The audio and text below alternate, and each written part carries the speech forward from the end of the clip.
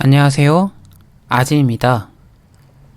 요즘 SNS를 보면 어찌나 그렇게 다들 멋진지 너무나 멋지고 대단하게 사는 모습이 부러워지는데요.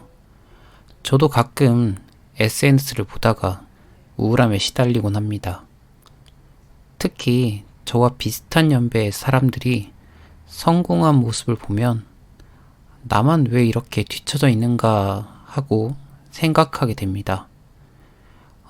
왜 나만 뒤처져 있는지, 다들 성공해서 맛있는 것도 먹고 좋은 집에서 좋은 차에 행복하게 사는 모습만 보이는데 왜 나는 겨우 이 정도에 머물러 있는 것인지 답답해지고 왜 더 노력하지 못했는지 생각하게 됩니다.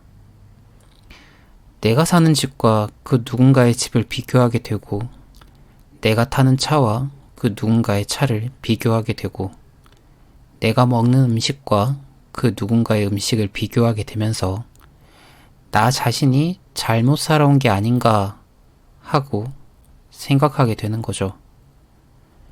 분명 초등학교, 중학교, 고등학교까지 비슷한 과정을 거쳐왔는데 어느 순간 이렇게 격차가 나버린 걸까 생각해요.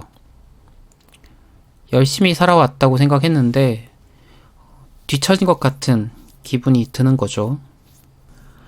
그래서 오늘은 제가 뒤처지는 기분이 들 때 극복했던 방법에 대해 이야기해보고자 합니다.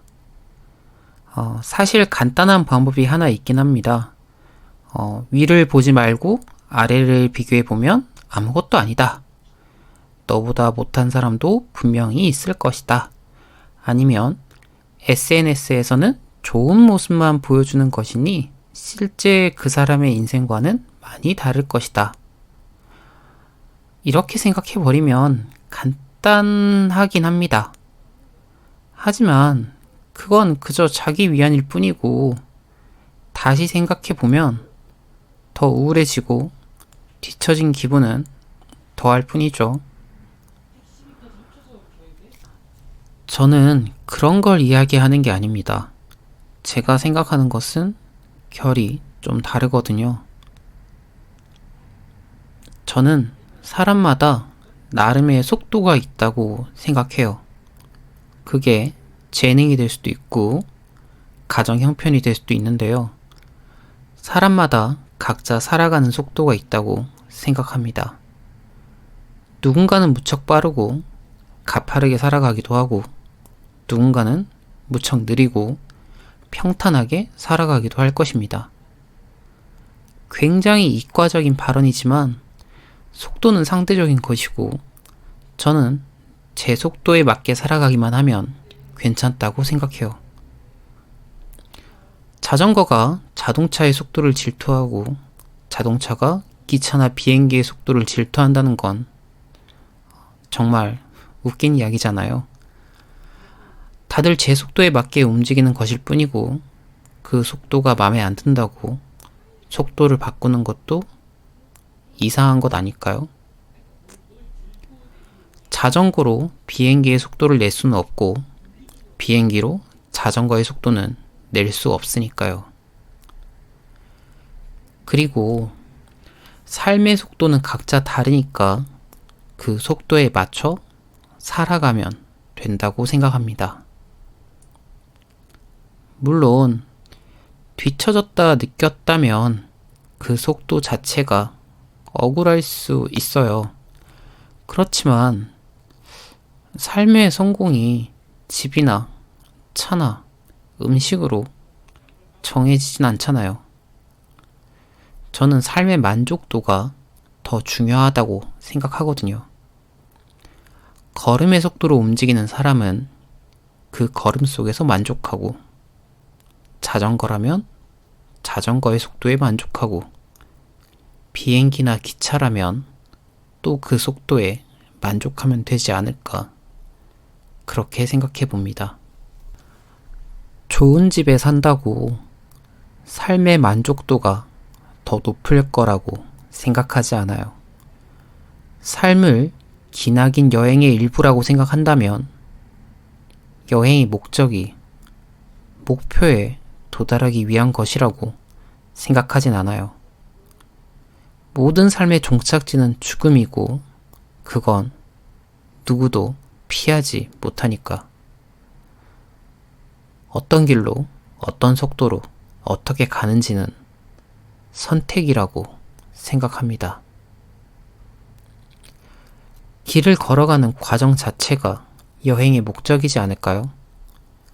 만약 목표에 도달하는 게 목적이라면 다들 죽기 위해 사는 거니까 그렇게 생각하는 사람은 아무도 없을 겁니다.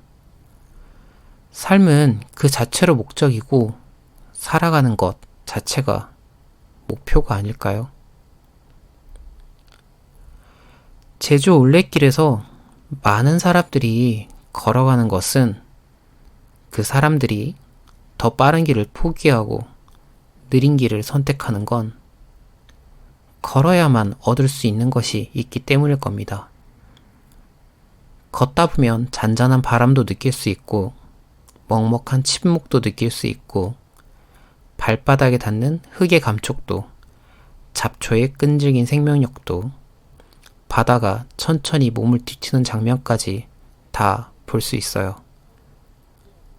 그러니까 남보다 느리고 뒤처지면 목표에는 늦게 도달할지 몰라도 그만큼 다른 것들을 얻을 수 있을 거라 생각합니다.